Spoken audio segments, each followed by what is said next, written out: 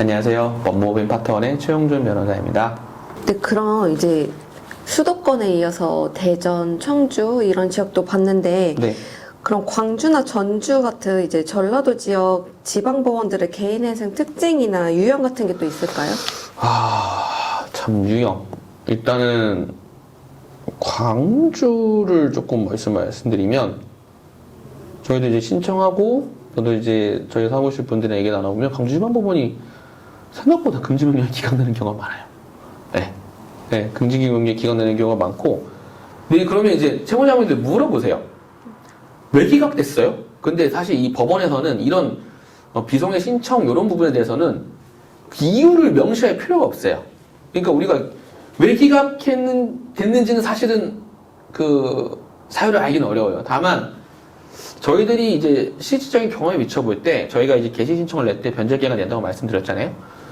그 변제기간상의 변제율이 70% 미만인 경우에는 통상적으로 좀 기각이 많이 나오더라고요. 근데 또 좀 재밌는 점은 금지 명령은 기각되는데 또 개시 결정은 또 지방법원의 어떤 그런 거에 비춰볼 때는 좀 빠른 편이긴 합니다. 왜냐면 사실 이제 이게 오해가 없어야 될 게 금지 명령은 어떻게 보면 임시적인 조치인 거예요. 결국엔 개시 결정이 내려지면 금지 명령으로 목적하는 바가 다 이루어지는 거기 때문에 어떻게 보면 이제 광주지방법원의 경향은 금지 명령은 사실은 반드시 해줘야 될 부분은 아니니까 조금 엄격하게 보지만 그만큼 채무자의 빠른 회복을 돕기 위해서 개시 결정에 소요되는 기간은 최대한 빨리 절차를 해주는 경향이 있다.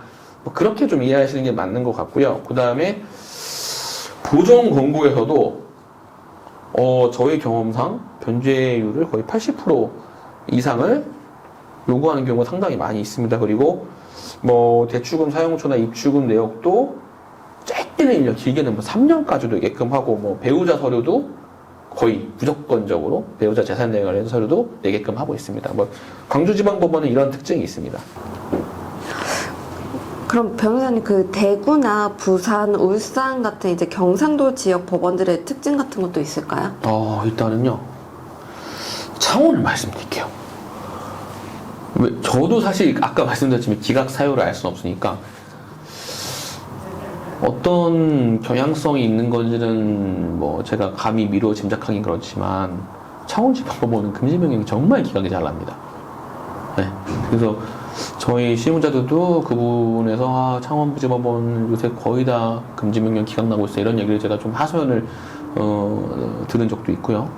그리고 대구 지방법원 같은 경우는 그 서울행정법원은 배우자 재산 2분의 1 반영을 한다고 했잖아요.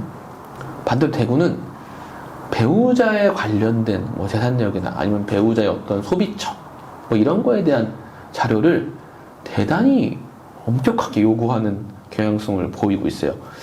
요런 것들이 근데 이렇게만 말씀드리면 대구 창원에서는 개회생하기 너무 힘든 거 아니냐 이런 거 있는데 그렇게 생각할 수도 있는데 반면에 아까 말씀드린 광주의 경우에 마찬가지로 또 개시 결정이나 이런 거에서는 내리는 주는 거에는 상당히 좀 속도를 빨리 내고 있는 편입니다. 그래서 이런 부분을 다시 정리해 말씀드리면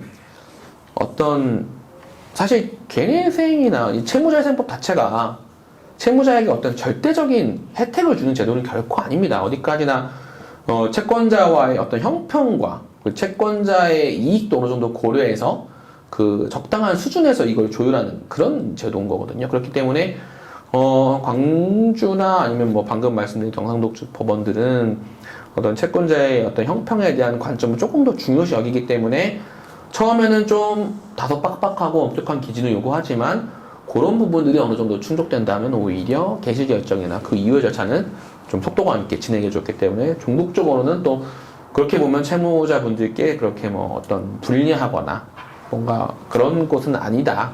또 이렇게 하시는 게 정말 맞는 것 같아요.